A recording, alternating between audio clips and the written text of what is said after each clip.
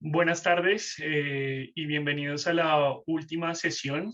eh, la sesión de hoy y todas las sesiones que hemos tenido durante todo el día se han realizado en conmemoración al Día Mundial de Población. Un poco comentarles sobre la dinámica de esta última sesión posterior a la presentación de la experta Juliana Guerrero. Voy a dar la palabra para que ella realice proyecte y realice la presentación. Posterior, vamos a compartir las preguntas que ustedes coloquen en el chat o que coloquen en la parte de preguntas y respuestas. Pueden hacerlo en cualquiera de las dos opciones. El material que Juliana va a compartir con nosotros se va a compartir próximamente en un GitHub.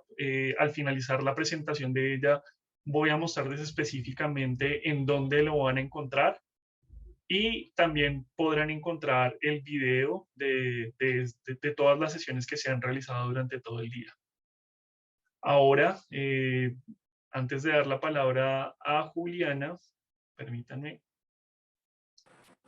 voy a hacer una presentación de ella. Pues bueno, Laura Juliana Guerrero Velázquez, consultora estadística especializada en análisis sociales de comportamiento y educación, tiene un pregrado en estadística de la Universidad Nacional de Colombia y una maestría en ciencias estadísticas de la Universidad Católica de Lovaina en Bélgica. Tiene un interés particular en la aplicación y combinación de técnicas de análisis cuantitativas y clásicas y modernas para la toma de decisiones informada. Es promotora del empoderamiento femenino desde la formación profesional en áreas STEM. Bienvenida, Juliana, y gracias por aceptar la invitación. Hola Carlos, muchas gracias a ti, muy buenas tardes a todas y a todos.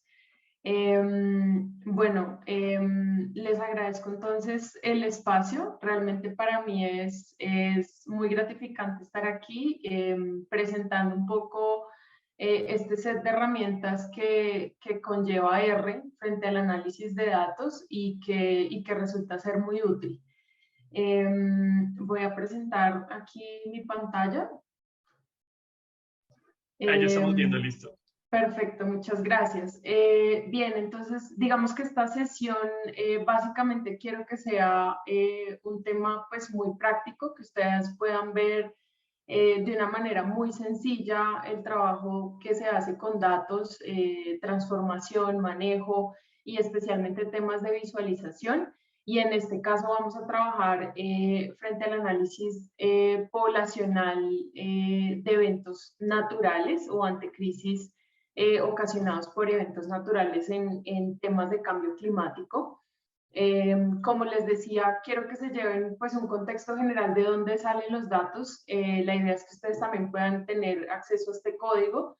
Y pues muchas de las fuentes de datos, como ya les voy a mostrar más adelante, también pueden acceder a ellas. Entonces va a ser muy sencillo que ustedes puedan aplicar un poco de lo que vamos a ver el día de hoy.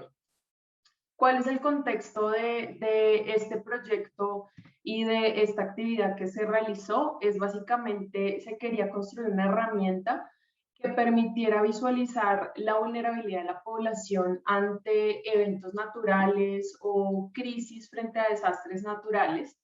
Eso implica poder identificar y caracterizar la población en zonas de amenaza y entender cómo ellas o ellos son más o menos vulnerables de acuerdo a sus características.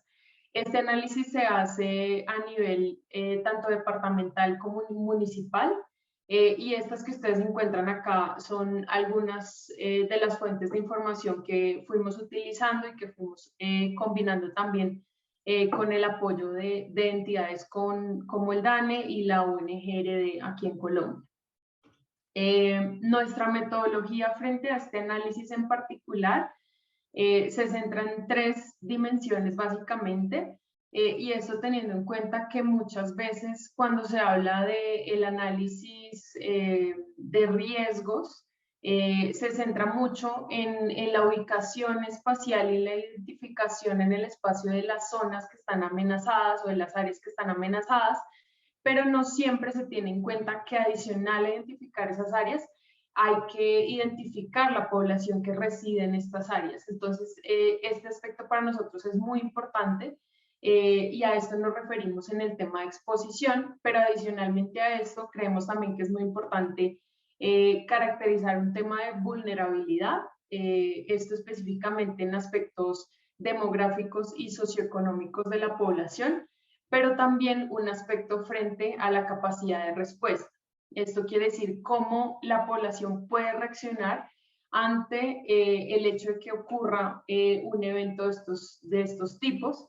Y pues digamos que en este sentido hay, digamos, dos maneras de verlo. Uno, desde el ámbito personal de las personas, de las familias, de los hogares y en cuanto a qué condiciones tienen habitacionalmente que los prepare mejor o peor ante un evento natural, pero también en términos de infraestructura, ¿no? Distancias hospitales, distancias a vías de acceso y demás. La combinación de todo esto, pues es el análisis que nosotros planteamos. Para esto consideramos que es muy importante el uso de sistemas de información geográfica. Los eventos climáticos generalmente pues son fenómenos espaciales, son fenómenos que se deben analizar en el espacio para entenderlos y por supuesto pues si queremos considerar el tema poblacional, pues también es algo importante a tener en cuenta, cómo espacializamos esa población frente a estos fenómenos. Y por otro lado, pues de nuevo, hay que incorporar esa información poblacional.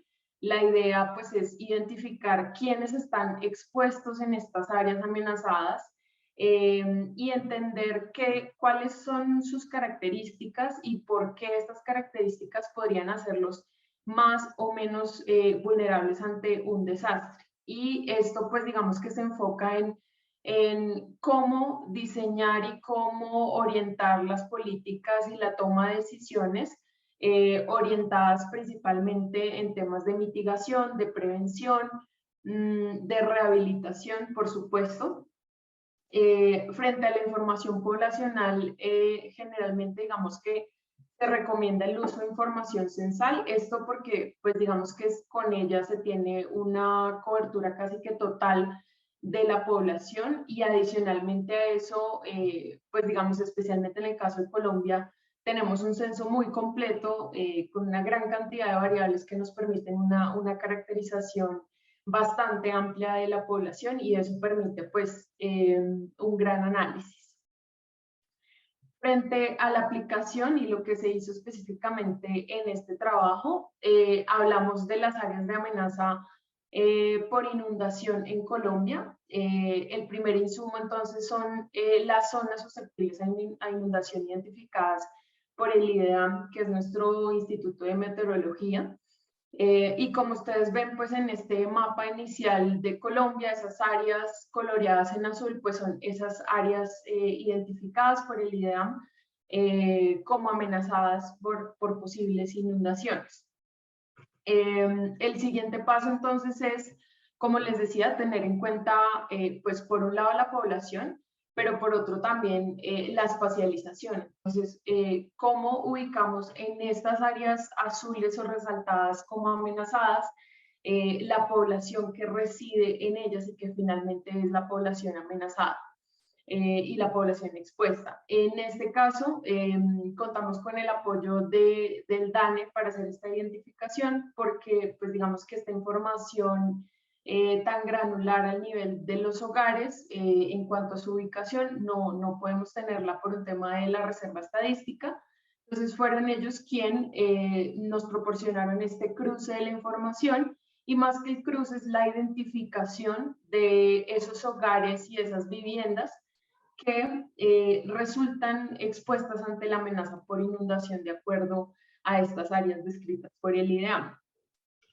A partir de esta información, esto digamos que lo combinamos con el aspecto espacial. El DANE también proporciona abiertamente su marco geoestadístico y están, digamos que todos los datos libres para acceder, digamos que a todas las divisiones administrativas del país, Esto pueden ser los departamentos, los municipios, sectores, secciones, manzanas.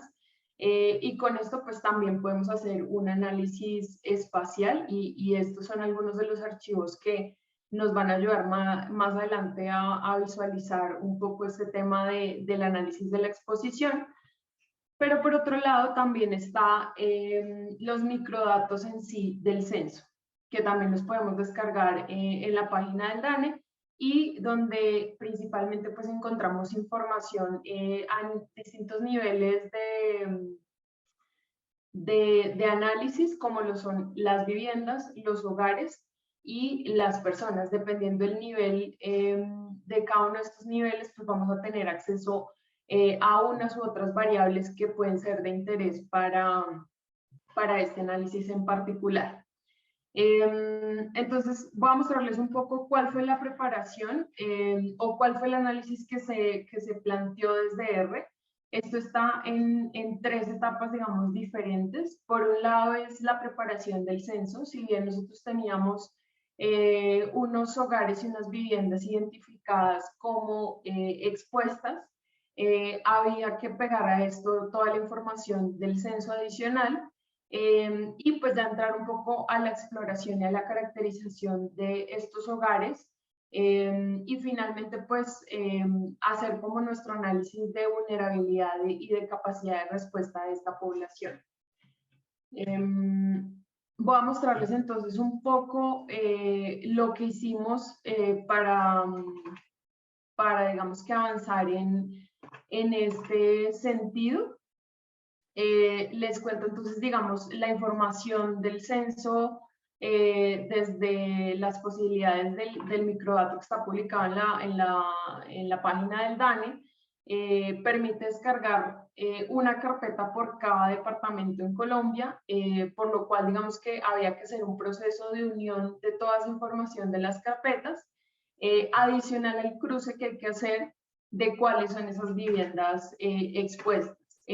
Aquí en particular, digamos que está el archivo que nos proporcionó el DANE frente a cuáles eran esas unidades de vivienda que se encontraban expuestas en esas áreas azules que yo les mostraba en el mapa. Y básicamente que podemos obtener entonces esas encuestas o que digamos que se asocian a una vivienda en particular y que dentro del censo podemos identificarlas como aquellas que están expuestas. ¿Cómo se ve esta información del censo? Acá voy a cargar para un departamento en particular el archivo únicamente de las viviendas para ejemplificar un poco cómo se ve esto. Dentro de esos archivos de viviendas, pues yo tengo efectivamente también un código de encuestas que va a ser como ese link entre ambos archivos y a partir de ese, pues entonces verificar, digamos en este caso queríamos verificar tanto la población que estaba expuesta como la población que no estaba expuesta para hacer luego comparaciones entre ellas.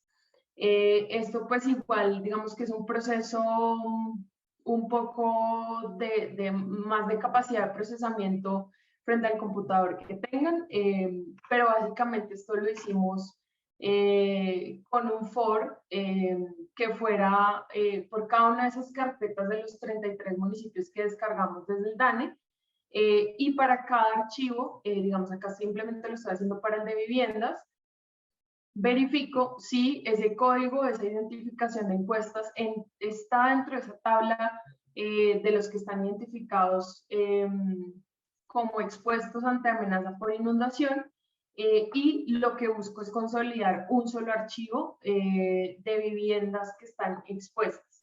Esto de alguna manera también lo hago para las viviendas no expuestas, simplemente digamos que haciendo la negación de esta característica de que esté en el archivo de viviendas expuestas.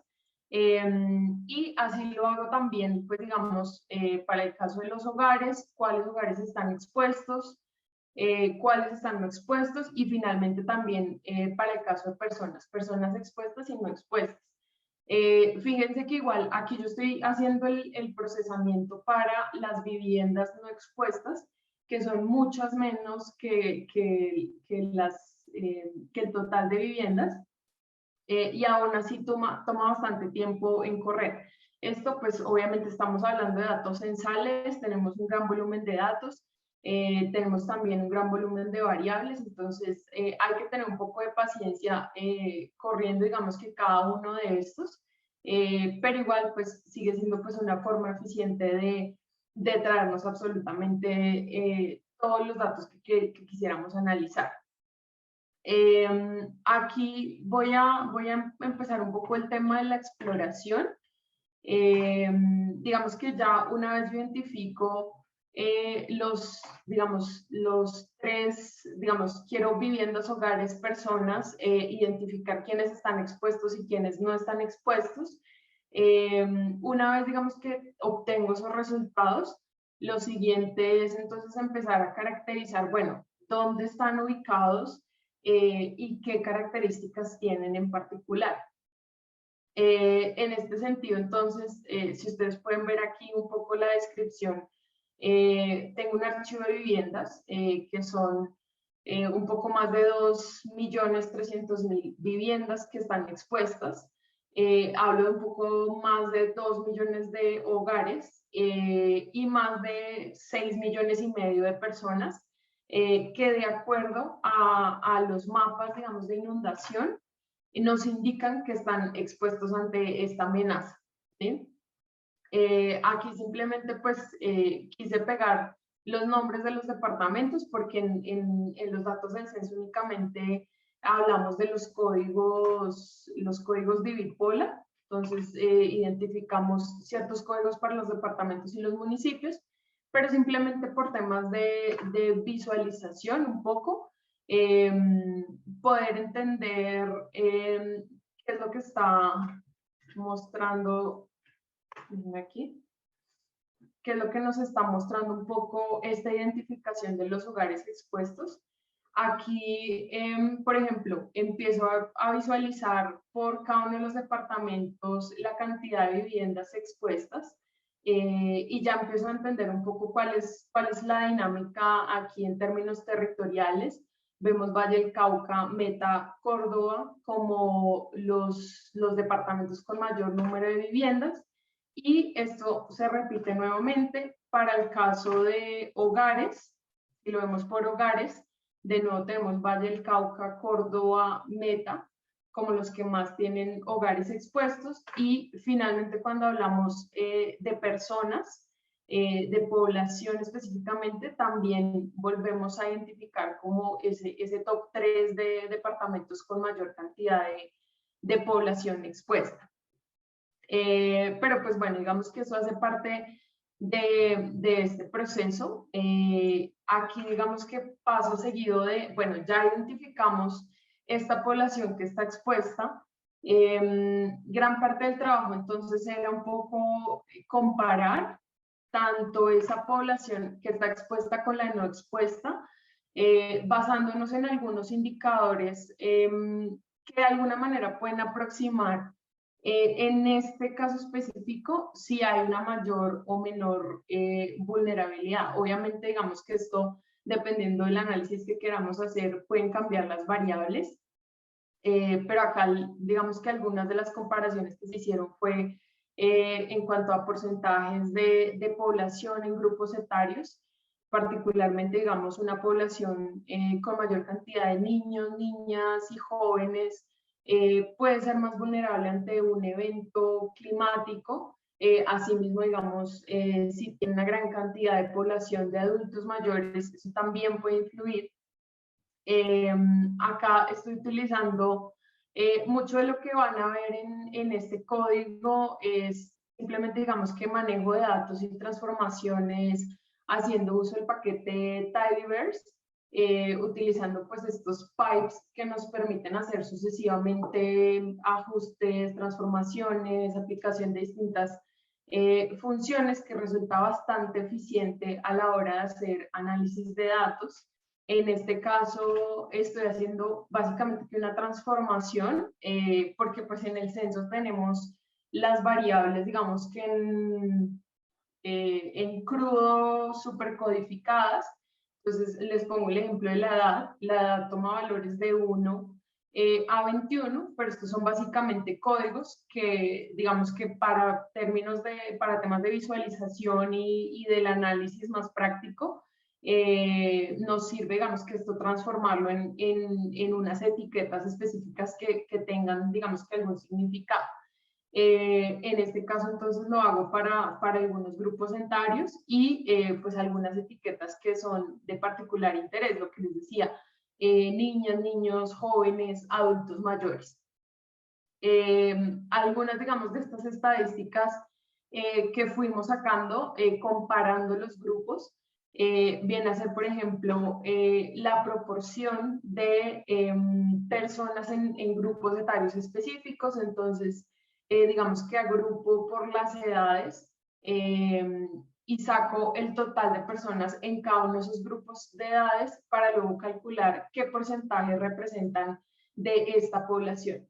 Aquí en este caso estoy haciendo todo el análisis con la población que es expuesta, que son solo los 6 millones, por temas de procesamiento, porque digamos que resulta muchísimo más rápido, pero la idea es que se pueda correr con ambos archivos, digamos que el de expuestos y el de no expuestos, para finalmente hacer esa comparación.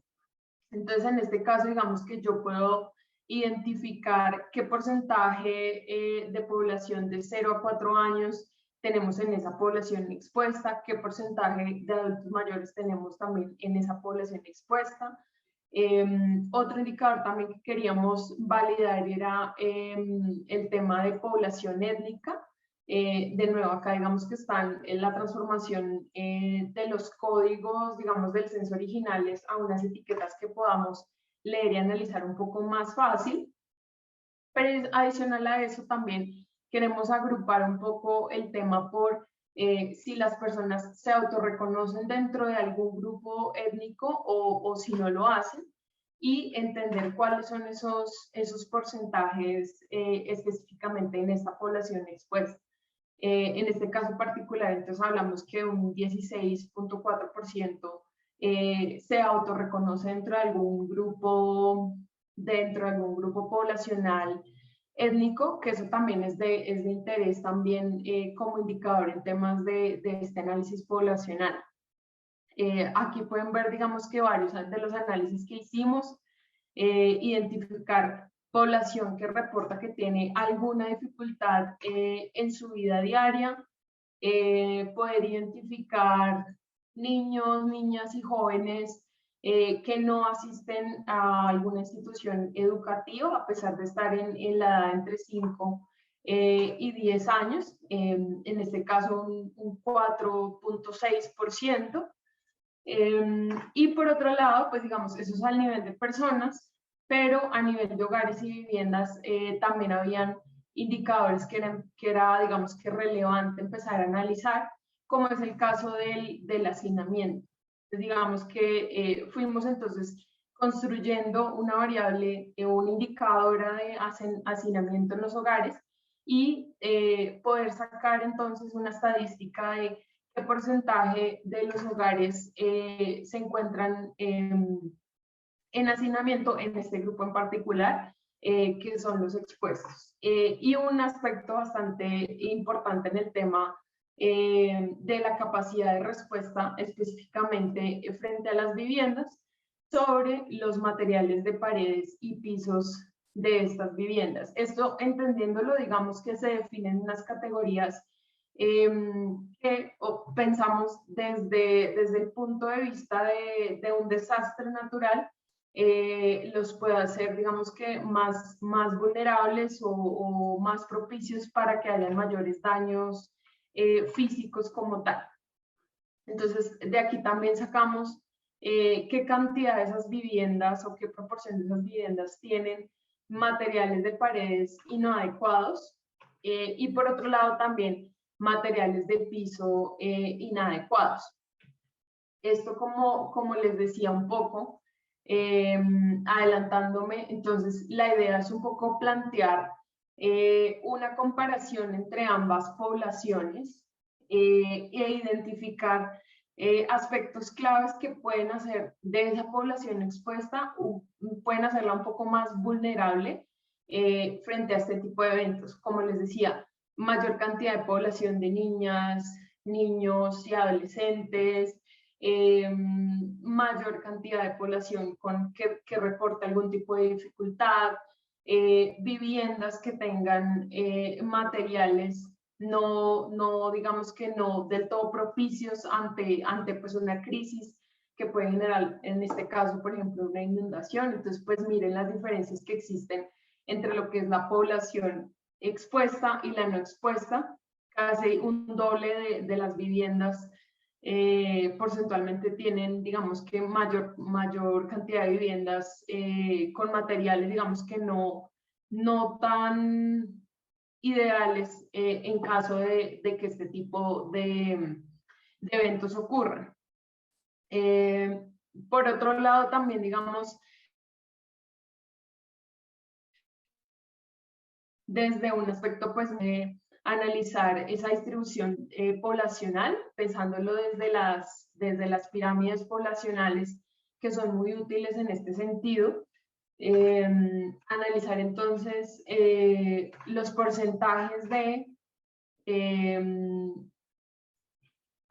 de la población que se ubican en los grupos etarios en específico y de acuerdo a su sexo. En este caso, hablamos de la población expuesta y podemos decir que un 3.9% de la población son niños de 0 a 4 años. Esto, digamos que la idea es calcularlo para cada uno de los grupos etarios y sexos y poder graficar entonces esa pirámide poblacional para llegar a ser comparaciones también entre ambas poblaciones. ¿Qué tenemos en cuenta entonces para cada grupo de edad? Calculamos entonces, pues de edad y de sexo, calculamos entonces la población y un poco comparamos también en paralelo las diferencias entre hombres y mujeres. Aquí en particular, este es el resultado de esta población que es expuesta.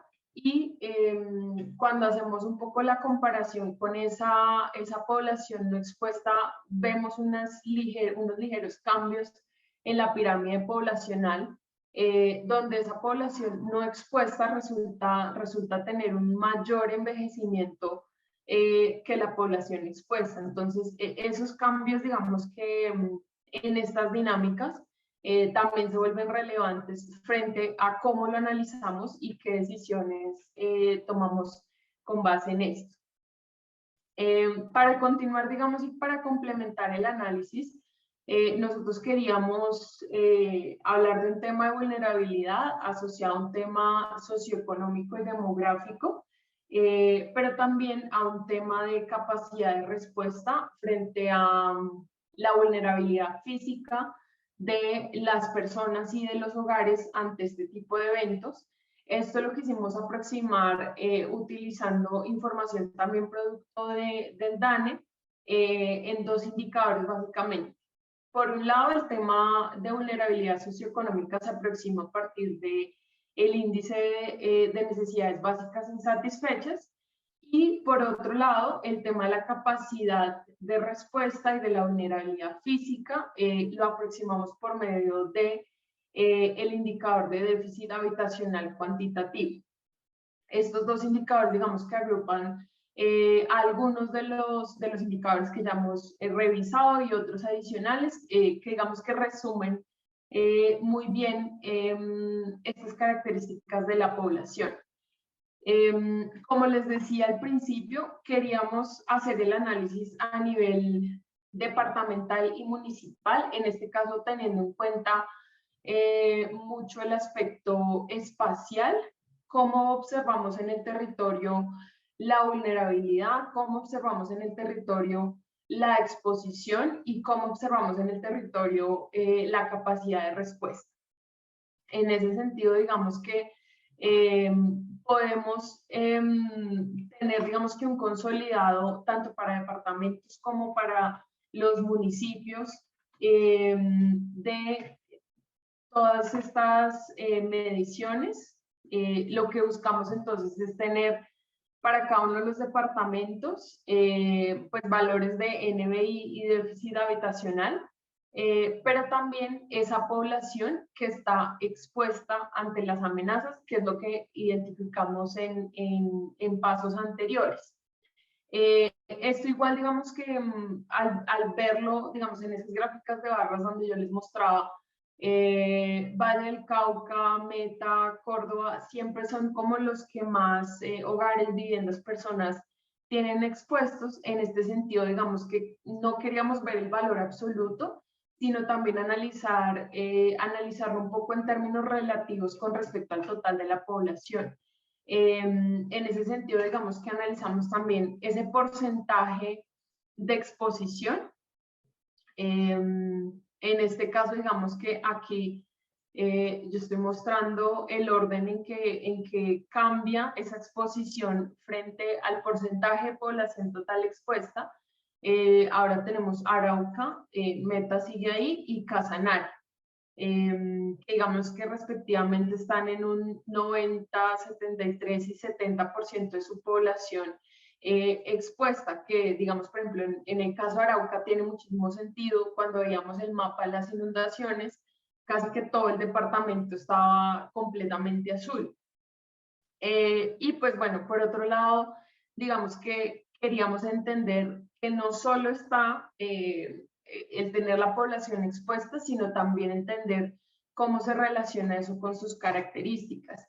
En temas de visualización, buscábamos entonces entender, por ejemplo, cómo relacionamos ese porcentaje de personas expuestas con respecto al porcentaje de personas en NBI. Y aquí entender un poco que claro, por ejemplo, Valle del Cauca es quien más tiene hogares y personas expuestas, pero digamos que sus condiciones socioeconómicas seguramente son mucho mejores que para una población, por ejemplo, como Arauca, que más del 90% de su población está expuesta, y que además sobre el 35% de su población tiene necesidades básicas insatisfechas. Entonces, digamos que de eso se trata un poco, combinar las fuentes y entender también cómo damos prioridades en términos de planeación. Y pues en temas de prevención y mitigación frente a eventos naturales, teniendo en cuenta además no solamente pues la exposición en sí, sino poder identificar aspectos claves de esa población que le permitan, digamos que, soportar una crisis de este tipo mejor o peor en algunos casos. Este también es el caso pues, del déficit habitacional. Esto también lo queríamos observar, esta relación. Creo que no me va a dejar abrirlo grande. No sé por qué. Bueno, tal vez el computador se cansó de mostrarlo todo aquí. Pero entonces, no me va a dejar mostrarlo. Vale. Un poco también relacionando eso, ¿no? Hay unos departamentos que tienen una mayor exposición, y adicional a eso, pues tienen un déficit habitacional cuantitativo. Esto específicamente hablando de que las viviendas seguramente tienen algunas carencias frente al tema habitacional que son importantes de tener en cuenta. Y pues digamos que esto también lo quisimos analizar, como les decía, tanto a nivel departamental como a nivel de municipio, combinando ambas cosas, la exposición, lo relativo de la población total y otras características. Aquí este es el caso de los municipios, donde identifico entonces algunos de los que tienen la mayor cantidad de su población expuesta. Campo de la Cruz en Atlántico, Ponedera en Atlántico, Mompox en Bolívar, y fíjense pues los porcentajes de su población que está expuesta, 99, 98, 97%, y creo que esto pues también nos da como un indicador de urgencia hacia dónde se debería también priorizar temas de planeación y de mitigación frente a este tipo de eventos. Y bueno, digamos que también para terminar como este análisis, es súper importante, como les decía, el tema de la espacialización del análisis. En este caso, digamos, a partir de los datos que se encuentran del marco geoestadístico, podemos descargar los shapefiles o pues esos archivos que me traen la información espacial de la División Administrativa de Colombia. Voy a utilizar entonces el del departamento y le voy a pegar esta información que fuimos construyendo, la población expuesta y demás. Y lo que buscamos es hacer visualización de esto en un mapa, ¿no? Entonces entender cuál es el total de la población expuesta, pero por otro lado también tener, por ejemplo, el porcentaje de población expuesta. Estos mapas tardan un poco en cargar, sobre todo si hablamos de los municipales, que tenemos que cargar más de 1000 municipios, más de 1100. Entonces, aquí, por ejemplo, en el departamento se demora bastante, pero fíjense entonces cómo el mapa se va coloreando. Acá de nuevo pues vemos lo mismo que veíamos en las barras inicialmente, ¿no?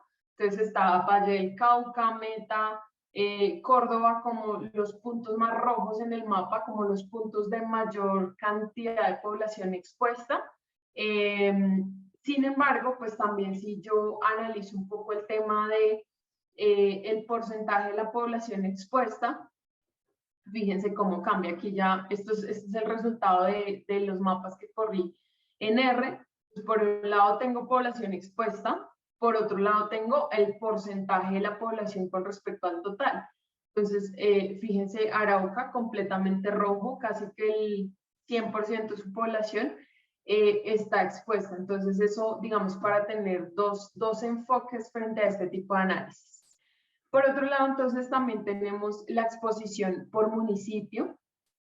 En este caso, por ejemplo, cuando hablamos de los totales y de los absolutos, son las capitales de esos departamentos que estaban más en rojo, las que se llevan también pues el color en los mapas y digamos que le restan importancia al resto del territorio nacional.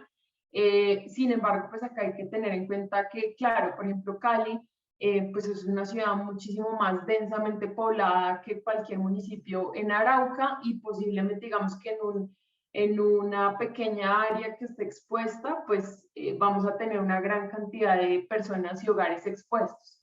Sin embargo, pues ya si lo vemos por el porcentaje de esa población que está expuesta con respecto al total, el mapa cambia significativamente, ¿no? Vemos una mayor variabilidad y encontramos unos puntos, digamos que calientes específicos que vale la pena analizar y tener en cuenta.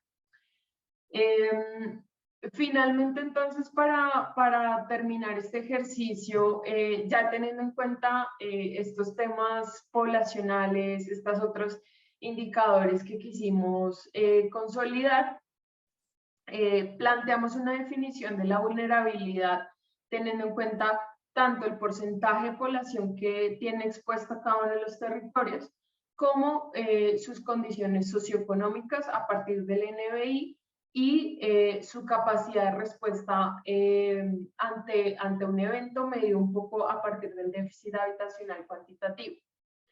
En este caso, digamos que planteamos unas reglas muy sencillas, definimos, digamos que niveles de exposición en alto, medio y bajo, y asimismo, frente a los indicadores de NBI y déficit habitacional, también planteamos unos niveles de alto, medio y bajo, y digamos que el cruce entre estas dos variables, entre estas dos categorizaciones, las llevamos a unos niveles de vulnerabilidad, en este caso socioeconómica, para cada uno de los territorios. Aquí entonces digamos que clasificamos un poco, primero los niveles de las variables o las indicadores que estamos analizando, y luego calculamos pues lo que es nuestra vulnerabilidad socioeconómica en niveles de nuevo alto, medio y bajo, y por otro lado también la capacidad de respuesta, pensándolo desde una vulnerabilidad física. Esto entonces digamos que nos permite también poder clasificar cada uno de los territorios en un nivel de vulnerabilidad específico, y asimismo pensamos que es muy oportuno poder graficarlo en mapas, porque pues de esta manera podemos visualizar en el territorio cómo se comportan estas vulnerabilidades, y creo que es súper clave para tomar decisiones frente al territorio. En este sentido, fíjense los resultados que obtuvimos.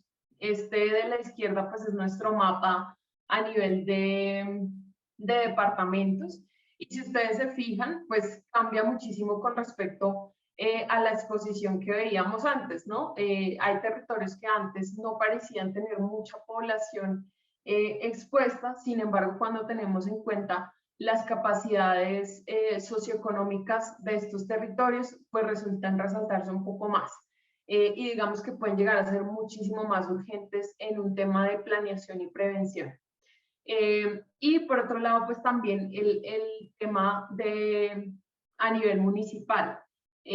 Aquí por ejemplo resalto el hecho de, claro, Arauca antes estaba totalmente rojo, pero si yo fuera a hacer algún tipo de planeación o prevención en el departamento, pues podría, digamos que, estratificar o de alguna manera caracterizar unos municipios y diferenciar unos de otros y decir, algunos tienen, digamos que mayores dificultades o mayores vulnerabilidades y por lo tanto tomar decisiones, asignación de recursos y demás frente a este tipo de eventos. Y por otro lado, pues también está el del déficit habitacional cuantitativo, un poco aproximando el tema vulnerabilidad física y capacidad de respuesta de los territorios. De nuevo se hace una clasificación, al igual que la anterior, teniendo en cuenta tanto la población expuesta como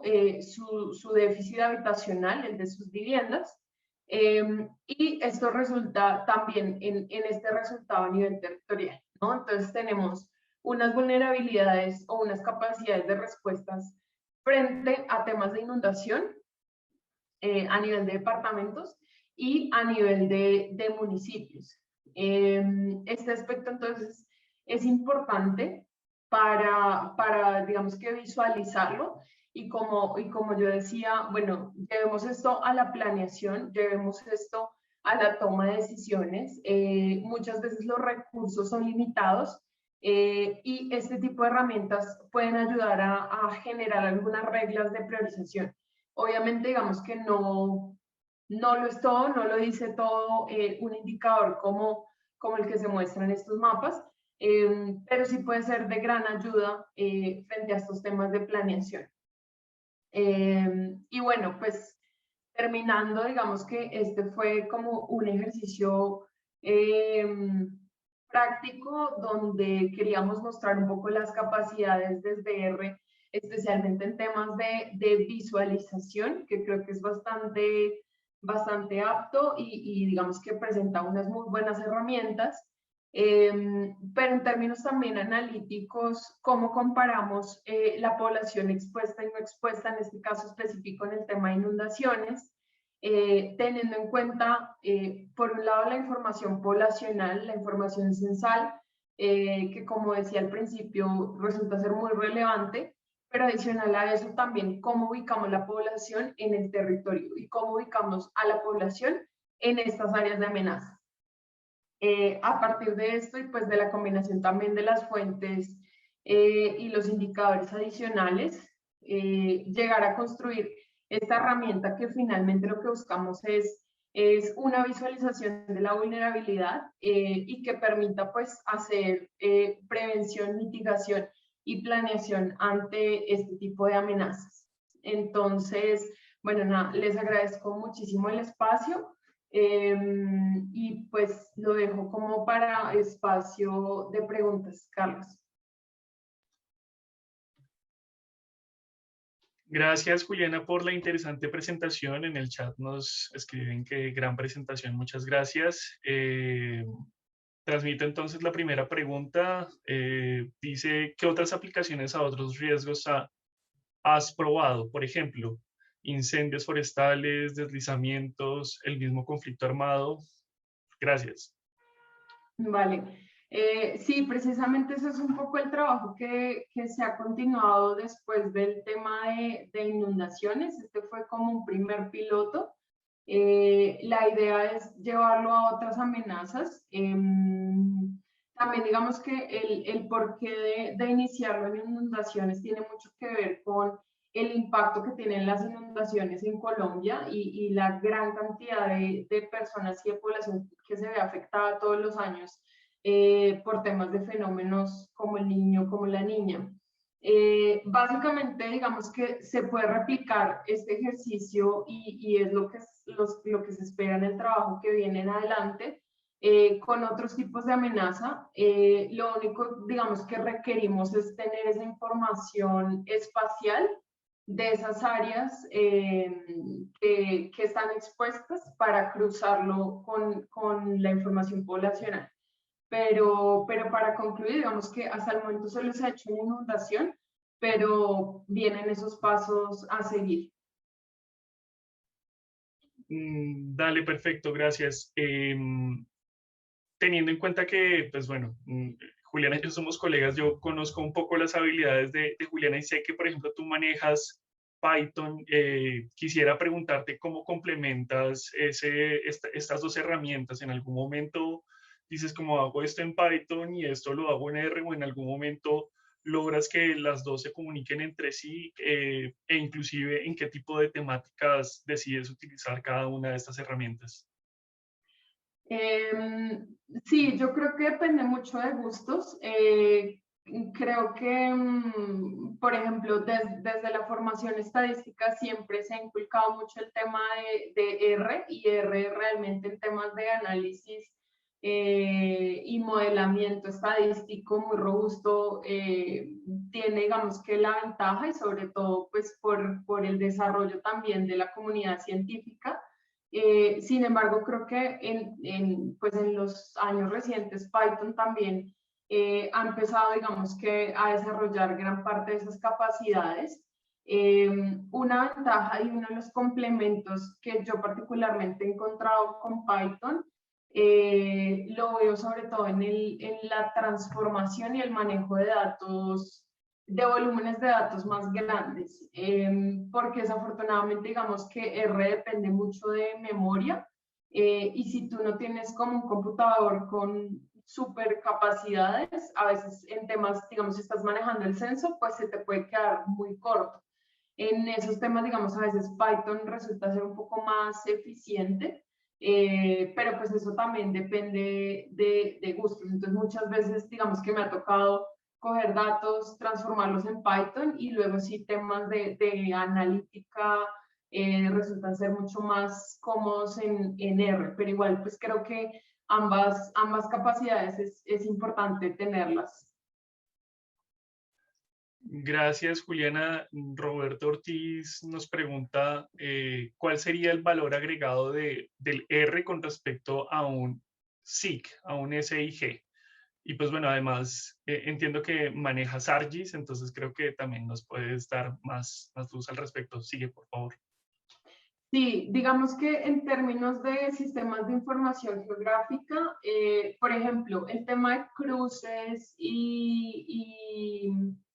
e intersecciones, digamos, espaciales, puede ser un poco más cómodo utilizar software como puede ser ArcGIS o como puede ser QGIS, que también es una buena opción, digamos, que de acceso libre. Sin embargo, estas herramientas creo que se quedan muy cortas a la hora de ya entrar a hacer análisis de datos, y pues digamos que R permite bastante flexibilidad frente a lo que nosotros queramos hacer y queramos analizar. Entonces, es una gama bastante amplia de funciones que podemos utilizar, pero adicional a eso también nos permite ser muy flexibles con lo que queramos aplicar. Sin embargo, en el tema ya de de manejo de datos espaciales en cuanto a cruces y demás, creo que es más fácil hacerlo en este tipo de software especializados en sistemas de información geográfica. Yo, por ejemplo, sé una de estas librerías, la SF, esta librería en R también permite hacer esos cruces espaciales. Sin embargo, pues creo que también es de gustos y también de conocimientos y de lo que ustedes manejen. Súper. Y por ahora una última pregunta es, bueno, voy a leerla literal, dice muy buena exposición, quizás alguna experiencia trabajando con estadística espacial. Sí, bueno, pues digamos que hace mucho tiempo no hago análisis espaciales, pero en particular temas específicamente, por ejemplo, de índices de Moran, de correlaciones espaciales, de modelos que integren el componente espacial para hacer predicciones o para explicar comportamientos frente al tema de análisis espaciales.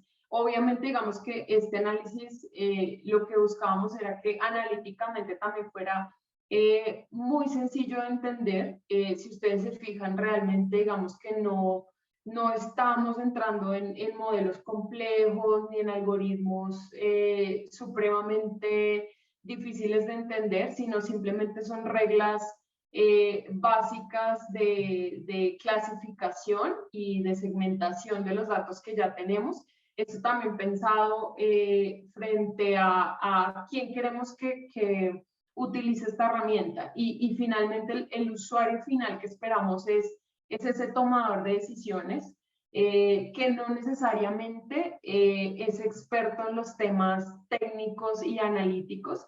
Entonces, que de alguna manera pueda entender lo que estamos haciendo y lo que estamos planteando y finalmente que lo utilice. Esa es la idea básicamente.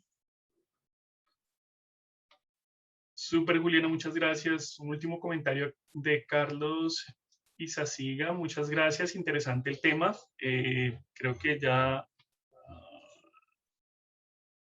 tenemos todas las preguntas, ya les dimos respuesta.